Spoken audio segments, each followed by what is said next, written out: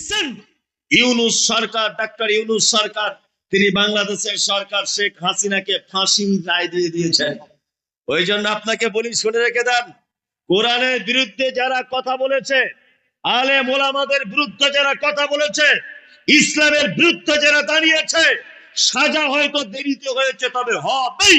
তার জ্বলন্ত প্রমাণ শেখ হাসিনা বাংলাদেশে, জ্বলন্ত প্রমাণ। নমরুদ টিকতে পারেন ইতিহাস বলে, ফেরাউন টিকতে পারেন ইতিহাস বলে, পৃথিবীর ইসলামের বিরুদ্ধে যারা দাঁড়িয়েছে, আবু জেহেল টিকতে পারেন ইতিহাস বলে, আবু লাহাব টিকতে পারেন ইতিহাস বলে, আব্দুল ইবনে টিকতে পারেন ইতিহাস বলে, শেখ হাসিনা পর্যন্ত টিকতে পারেনি ইসলামের বিরুদ্ধচারণ করার কারণে।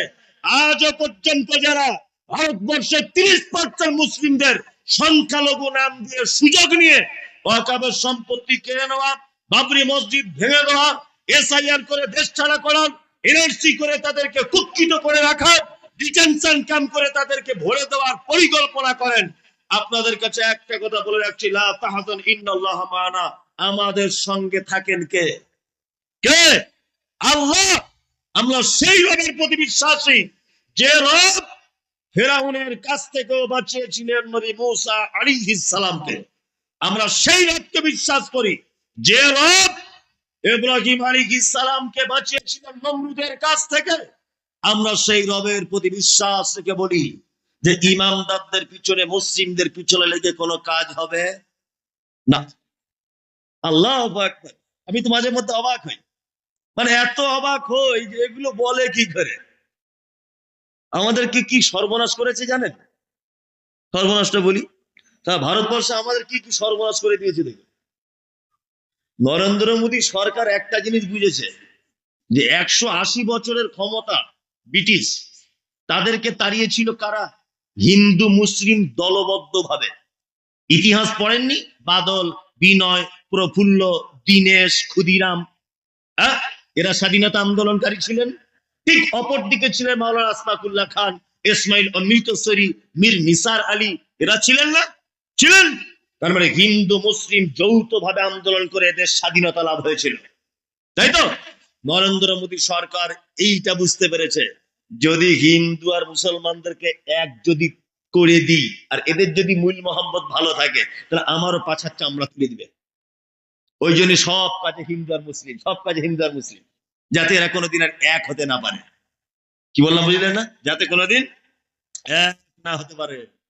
ওই জন্য এক দলের মন রাখার জন্য আর এক দলের সম্পদ হরণ করছে। কি বলছে বুঝতে পারছেন না? বলছে 500 বছর আগেকার ঐতিহ্যবাহী মসজিদ বাবরি মসজিদ, সুবহানাল্লাহ। কত বছর আগেকার? 500 বছর আগেকার মসজিদ বাবরি মসজিদ। সরকার বলছে এইটা মসজিদ ছিল না, এটা রামের জন্মভূমি, মুসলমানরা জোর করে এখানে মসজিদ করেছিল। একটা কথা আপনাদেরকে বলি, আমি মমতাজুল ইসলাম সান্দ্রি চকে বিয়ে করেছি, ধরে নেন আমি এই গ্রামের জামাই। তা আমার এখন কোটি কোটি কোটি কোটি টাকা। কি বললাম বুঝলেন? লাঠি পাটিরও ক্ষমতা অনেক বেশি। তা আমি এই গ্রামের জামাই বলে, টাকার ক্ষমতা, পার্টির ক্ষমতা আছে বলে, আমি শফিকুলের 4 কাঠা জমি দখল করে ওখানে একটা মসজিদ করেছি। 4 কাঠা জমি দখল করে ওই মসজিদ আগামী শুক্রবারে উদ্বোধন হবে। আপনারা কেউ যাবেন নামাজ পড়তে? বলুন, সবাইকে দাওয়াত দিচ্ছি, যাবেন? ওই কারা কারা যাবেন না বলছেন? যাবেন না আপনারা? কেন যাবেন না? কেন? জোর করে জায়গা দখল করলে ওখানে মসজিদে নামাজ পড়া যায় না। আচ্ছা, এটা কি কোনোদিন ভাবা যায় কোনোদিন যে মুসলিমরা জোর করে জায়গা দখল করে বা কোনো মন্দিরকে ভেঙে সেখানে মসজিদ নির্মাণ করবে আর সেখানে মুসলিমরা নামাজ পড়বে? এটা হয় না? আর একটা কথা বলি, প্রত্যেক ধর্ম অনুযায়ী তার ধর্মের স্থানকে পবিত্র স্থান বলা হয় না? আমরা মসজিদকে বলি পবিত্র জায়গা, হিন্দু ভাইরা মন্দির পবিত্র জায়গা। তা আমি বলছি, যখন একটা মেয়ের বাচ্চা হয় তখন সেই মেয়েটা অনেক সময় উলঙ্গ হয়ে যায়, তার লজ্জাস্থান দিয়ে রক্তক্ষরণ হয়, তাই না? তাহলে এটা একটা দৃষ্টিকোণ থেকে খারাপ, তাই না?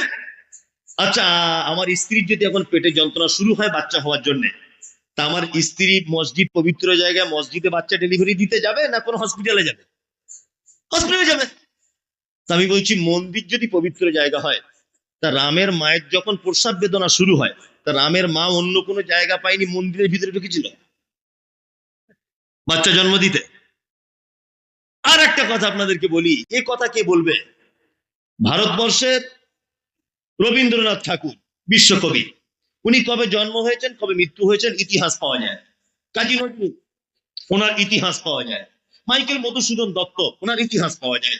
ভারতের পরমাণু বিজ্ঞানী আব্দুল কালাম আজাদ, ওনার জন্ম মৃত্যুর ইতিহাস পাওয়া যায়। আমার বড় জানতে ইচ্ছা করে যে রামের জন্ম হয়েছে মন্দিরের ভিতরে, এটা ইতিহাস লেখা হলো। রামের জন্ম হয়েছে, ইতিহাস পাওয়া গেল। রামের মৃত্যু হয়েছে কোথায়, ইতিহাস পাওয়া যায় না কেন? সারা ভারতবর্ষের একটা চটি বইয়ে কোথায় লেখা নেই যে রামের মৃত্যু হয়েছে কোথায়। গুগলে সার্চ করবেন, তাও নেই। এই প্রশ্ন যখন আমি কলকাতা রানী রাসমণি রোডে বক্তব্য রাখতে গিয়ে বলেছি, কথা একদম ডাইরেক্ট বলেছে ওখানে, তা তখন একজন ডাক্তার আমাকে বলছে ভগবান কোনদিন মরে হুজুর? তার ডেট খুঁজে পাওয়া যাবে না। বললাম ভগবান মরে না, ঠিক আছে, তা ভগবান মায়ের পেটে ছিল কেমন করে?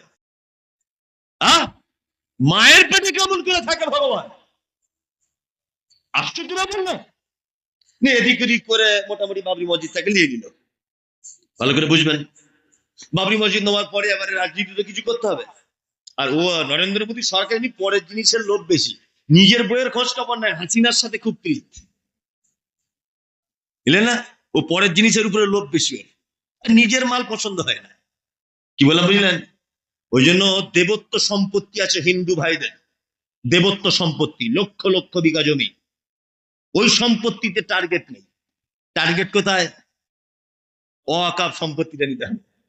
ওইটা একবার ওয়াকাফ সম্পত্তিটা নিয়ে নিতে হবে। আল্লাহু আকবার। আপনারা জানেন এই ইতিহাস কে বলবে? ব্রিটিশরা এদের শাসন করেছে 180 থেকে 200 বছরের কাছাকাছি। তখনও কিন্তু ওয়াকাফ ছিল।